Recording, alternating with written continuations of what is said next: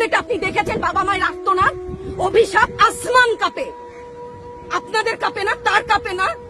অভিশাপের ভয় হয় না? বুকগুলা ঝাঁঝরা হয়ে গেছে আমার সন্তানদের।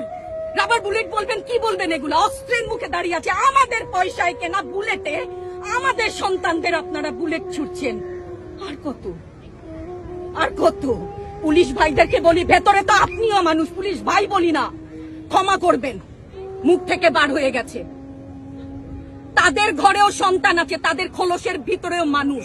যারা এখনো ঘরে আছেন তারাও জানেন আর কতদিন ভয় পাবেন। ভয়েই থাকেন, একটা মারবেন 10টা আসবো, 10টা মারবেন লক্ষ আসবো। সারা দেশের মানুষ, মা বাপ সব একসাথে দাঁড়াবো। ওদের সন্তানকে মানুষ করার জন্য আমাদের কাছে, শিক্ষকদের কাছে পাঠিয়েছিল। কি জবাব দিব? আমার তো কোনো মুখ নাই, আমি শিক্ষক, আমার ভাষা নাই। তাদের কাছে হাত জোর করে মাফ চাই, নিরাপত্তা দিতে পারি নাই, নিরাপত্তা দিতে পারি নাই। মনে হয় রাস্তায় শহীদ হয়ে গেলে যদি এই লজ্জা আমার কিছুটা কাটে। ওদেরকে বলবার আমার কিছু নাই। আমি হিজাব পরি, বলেন আমি হচ্ছে গে জঙ্গি, আরো বলেন না।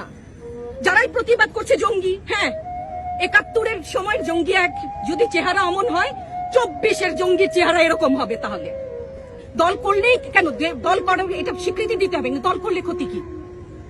অধিকারই তো চাচ্ছি, সাধারণ মানুষের অধিকার চাচ্ছি, ক্ষতি কি?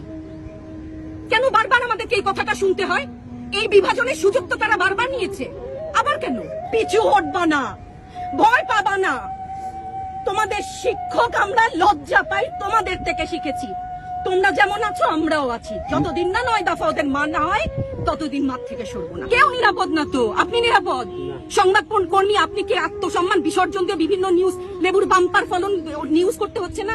আপনারও লজ্জা লাগছে না?